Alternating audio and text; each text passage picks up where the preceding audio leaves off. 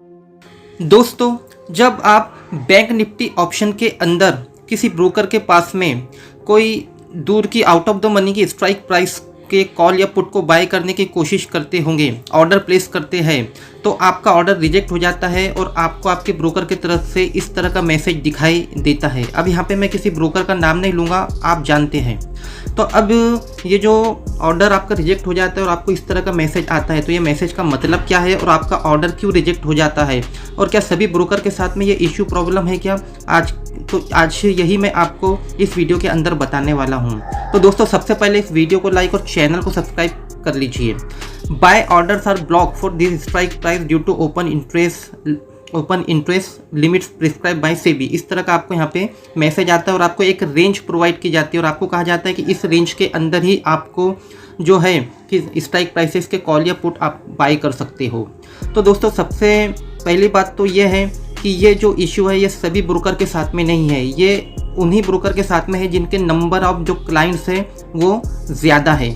तो एक्चुअली ये है क्या दोस्तों, सेबी ने हर ब्रोकर के लिए फ्यूचर और ऑप्शंस के अंदर ओपन इंटरेस्ट का एक लिमिट सेट की है, हायर लिमिट सेट की है और वो लिमिट है 500 करोड़ या 15% हर फ्यूचर और ऑप्शंस का जो कॉन्ट्रैक्ट होता है हर कॉन्ट्रैक्ट के लिए।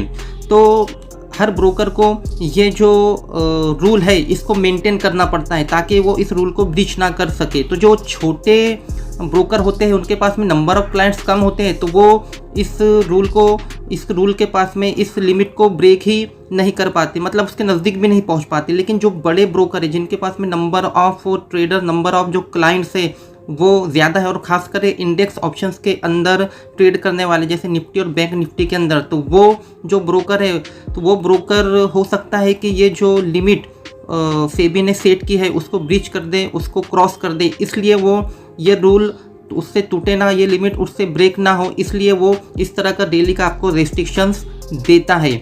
ओके, तो इससे होता क्या है कि आप जो छोटे जो ब्रोकर होते हैं जो out of the money call या पुट बाय करना चाहते हैं, क्योंकि out of the money call और पुट के रेट प्रीमियम जो है वो थोड़े कम होते हैं, जिससे थोड़ा कम फंड लगता है, तो इससे जो छोटे ट्रेडर्स हैं वो ऑटोमेटिकली मार्केट से बाहर हो जाते हैं, वो बाई नहीं कर पाते हैं। एक रेंज जब आपको प्रोवाइड कर दी जाएंगी तो उस रेंज के अंदर जब आप बाय करोगे तो उसके प्रीमियम ज़्यादा होते हैं।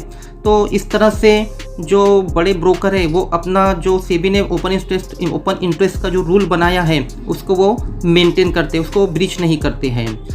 अब यहाँ पर एक बात ये है कि ये जो रूल है ये मतलब ये जो रेस्ट्रिक्शंस है जो आपको ब्रोकर आपको देता है, जो रेंज प्रोवाइड करता है, ये सिर्फ नॉर्मल ट्रेड के लिए है। नॉर्मल ट्रेड का यहाँ पे मतलब है कि जब आप बैंक निफ्टी या निफ्टी के अंदर कोई कॉल या पुट बाय कर रहे हैं कैश एंड कैरी पे, मतलब आप उसको एक दिन से ज़्यादा होल्ड कर रहे हैं, नॉर्मल ले रहे हैं। अगर आप इंट्राडे के अंदर कोई भी निफ्टी या बैंक निफ्टी का कोई भी स्ट्राइक प्राइस का कॉल या पुट बाय करेंगे तो आपको ये दिक्कत नहीं आएंगी। MIS में मतलब इंट्राडे में आप कोई भी बाय कर सकते हो, उसका कोई प्रॉब्लम कोई इश्यू नहीं। ये सिर्फ है नॉर्मल के लिए, मतलब अगर आप उसको एक दिन से ज़्यादा के लिए ले रहे हैं तो अब इसका दोस्तों सोल्यूशन क्या है? तो इसका सोल्यूशन एक ही है कि जो भी ब्रोकर के साथ में आपको ऐसी दिक्कत आ रही है तो समझ जाओ कि वो जो ब्रोकर है उसके पास में नंबर ऑफ़ क्लाइंट्स बहुत ज़्यादा है।